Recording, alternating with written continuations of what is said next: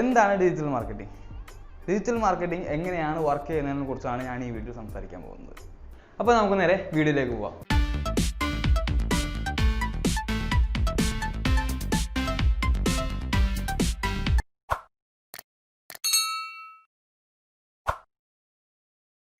Comtech സിസ്റ്റത്തിന്റെ പുതിയ വീഡിയോയിലേക്ക് ഏവർക്കും സ്വാഗതം. എൻ്റെ പേര് ഫാരിഖ് ഫൈസൽ.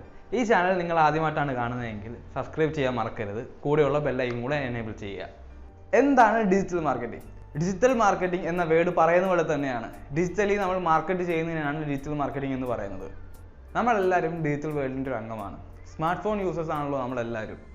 ലേറ്റസ്റ്റ് ആയിട്ടുള്ള അപ്ഡേറ്റ്സ് FB, ഇൻസ്റ്റാഗ്രാം, ട്വിറ്റർ ഈ പ്ലാറ്റ്ഫോം വഴിയൊക്കെയാണ് നിങ്ങൾ അറിയുന്നത്. അങ്ങനെയാണെങ്കിൽ നിങ്ങൾ അറിഞ്ഞോ അറിയാതെയോ ഒരു ഡിജിറ്റൽ വേൾഡിൻ്റെ പാർട്ടാണ്. കണക്കുകൾ പ്രകാരം വേൾഡിലെ 60% ആൾക്കാരും ഇതിനകത്ത് ഇൻക്ലൂഡഡ് ആണ്. ഈ ഒരു സിറ്റുവേഷനിൽ മാർക്കറ്റിംഗ് ഓപ്പർച്യൂണിറ്റീസ് വളരെ കൂടുതലാണ്.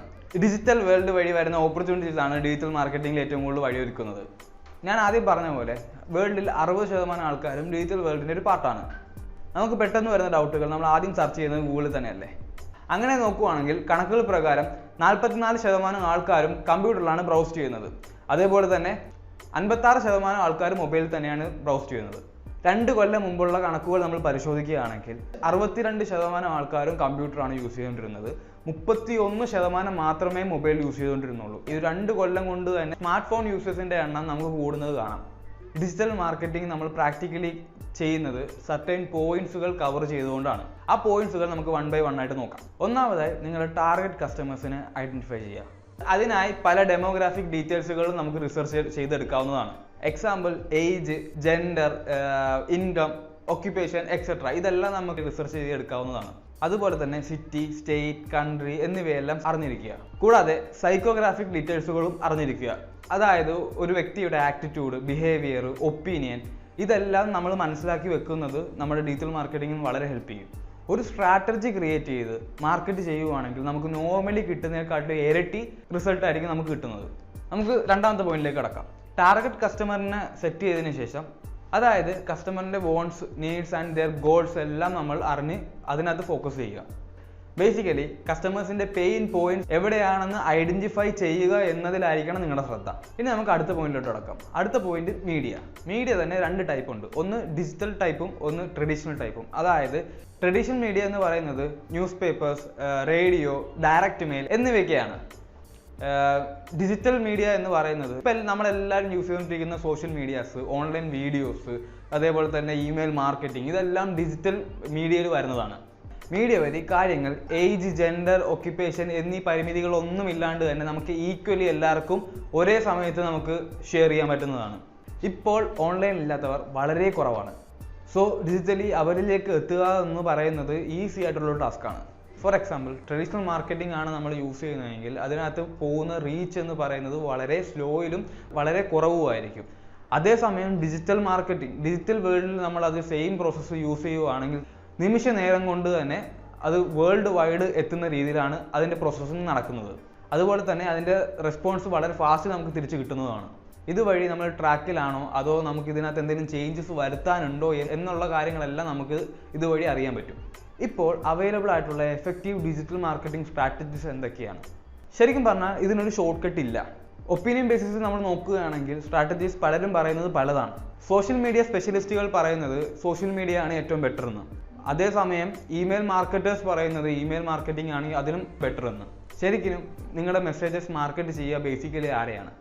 അവരെ ആയിരിക്കണം നിങ്ങൾ ടാർഗറ്റ് ചെയ്യേണ്ടത്. എന്ത് മെസ്സേജാണ് നിങ്ങൾ കമ്മ്യൂണിക്കേറ്റ് ചെയ്യുന്നത് എന്നതിലൊരു ക്ലാരിറ്റി ഉണ്ടായിരിക്കണം. ഏത് ഡിജിറ്റൽ പ്ലാറ്റ്ഫോം വഴിയാണ് നിങ്ങളുടെ ബിസിനസ് ആപ്റ്റ് ആവുക എന്ന് നോക്കുക. എല്ലാവർക്കും തെറ്റുപറ്റുന്ന ഏരിയയും നോർമലി ഇത് തന്നെയാണ്. നമ്മൾ മനസ്സിലാക്കുന്നത് 100% വർക്കൗട്ട് ആവണമെന്നൊന്നുമില്ല. കെയർഫുൾ ആയി സെർച്ച് ചെയ്ത് അപ്രോപ്രിയേറ്റ് സ്ട്രാറ്റജീസ് വഴി നിങ്ങൾക്ക് ഇതിനകത്ത് സക്സസ്ഫുൾ ആകാൻ പറ്റും. ഈ സ്ട്രാറ്റജീസ് എന്തൊക്കെയാണെന്ന് നമുക്ക് നോക്കാം. Social media marketing, online advertisement, അതേപോലെ SEO ഈ 3 സ്ട്രാറ്റജീസ് ആണ് മെയിനായിട്ടും ഡിജിറ്റൽ മാർക്കറ്റിംഗ് യൂസ് ചെയ്യുന്നത്. നിങ്ങളുടെ ബിസിനസ് എന്താണെന്ന് മനസ്സിലാക്കിയതിന് ശേഷം ഇതിനകത്ത് കൂടുതൽ ഏതാണ് ആപ്റ്റ് ആവുന്നത് എന്ന് നിങ്ങൾ റിസർച്ച് ചെയ്തതിന് ശേഷം വേണം ഇതിനകത്ത് ഏതൊരു സ്ട്രാറ്റജീസും തിരഞ്ഞെടുക്കാൻ. സോഷ്യൽ മീഡിയ മാർക്കറ്റിംഗ് എന്നുകൊണ്ട് ഉദ്ദേശിക്കുന്നത് ഫേസ്ബുക്ക്, ഇൻസ്റ്റാഗ്രാം, യൂട്യൂബ്, ലിങ്ക്ഡിൻ എന്നീ ആപ്പുകളുടെ കമ്പൈൻ ചെയ്തുള്ള യൂസേജിനെയാണ്. ഇതിൻ്റെ റിസൾട്ട് വരുന്നത് ശരിക്കും നിങ്ങളുടെ കസ്റ്റമേഴ്സിൻ്റെയോ ക്ലയൻസിൻ്റെയോ അത് മാർക്കറ്റിനെ ഡിപ്പെൻഡ് ചെയ്തിരിക്കാം. സോഷ്യൽ മീഡിയ പ്രസൻസ് ഇന്നത്തെ സിറ്റുവേഷനിൽ അനിവാര്യമാണെന്ന് ഞാൻ പറയാണ്ട് തന്നെ നിങ്ങൾക്ക് അറിയാമല്ലോ. അത് നമുക്ക് റിയൽ ആൻഡ് ടാഞ്ചിബിൾ ആയിട്ടുള്ള റിസൾട്ടായിട്ട് തരും. ഓൺലൈൻ അഡ്വർടൈസിംഗ് ആണ് അടുത്തത്. ഓൺലൈൻ അഡ്വർടൈസിംഗ് തന്നെ 2 തരത്തിലുണ്ട്. ഓർഗാനിക്കും ഉണ്ട്, പെയ്ഡും ഉണ്ട്. ഓർഗാനിക് അഡ്വർടൈസ്മെന്റ് എന്ന് പറയുന്നത് നോർമലി, അതായത് നമ്മൾ ഡെയിലി ഓരോ പോസ്റ്റ് ഇട്ട് അതിനകത്ത് ആ ഒരു പോസ്റ്റിന് റിലവൻ്റ് ആയിട്ടുള്ള ഹാഷ്ടാഗ് എല്ലാം യൂസ് ചെയ്തുകൊണ്ട് തന്നെ നോർമലായിട്ട്, അതായത് ഇവഞ്ച്വലി ലോങ് ടേമിലോട്ട് നമ്മൾ പോവുകയാണെങ്കിൽ പതിയെ മാക്സിമം റീച്ച് കൂട്ടുന്നതിനാണ് ഓർഗാനിക് അഡ്വർടൈസ്മെന്റ് എന്ന് പറയുന്നത്. അതേസമയം പെയ്ഡ് അഡ്വർടൈസ്മെന്റ് എന്ന് പറയുമ്പോൾ നമ്മൾ ഫേസ്ബുക്കിനോ ഗൂഗിളിനോ ഈ അഡ്വർടൈസ്മെന്റ് നടത്തുന്ന പ്ലാറ്റ്ഫോമുകാർക്ക് നമ്മൾ പൈസ കൊടുത്തതിന് ശേഷം ഇൻസ്റ്റന്റ്ലി വേൾഡ് വൈഡ് നമുക്ക് റീച്ച് കിട്ടാൻ വേണ്ടിയിട്ടാണ് നമ്മൾ പെയ്ഡ് അഡ്വർടൈസ്മെന്റ് ചെയ്യുന്നത്. സോഷ്യൽ മീഡിയ ഓൺലൈൻ അഡ്വർടൈസ്മെന്റ് ആദ്യമായിട്ട് നമ്മൾ ചെയ്യുവാണെങ്കിൽ കുറച്ചൊക്കെ ബുദ്ധിമുട്ട് ഫസ്റ്റ് ടൈം നമുക്ക് ഫേസ് ചെയ്യേണ്ടി വരും.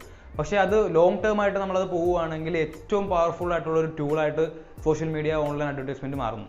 അടുത്തതായിട്ട് SEO, search engine optimisation.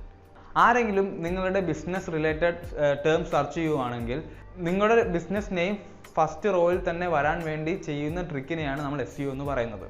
Digital മാർക്കറ്റിംഗിലെ വളരെ പ്രധാനപ്പെട്ട കുറച്ച് ടേംസ് ആണ് നമ്മൾ ഇന്ന് കവർ ചെയ്തത്.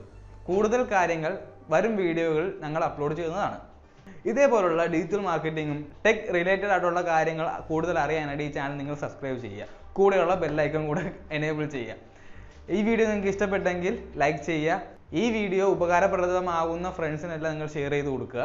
അപ്പോൾ അടുത്ത വീഡിയോ കാണുന്നവരെ ബൈ.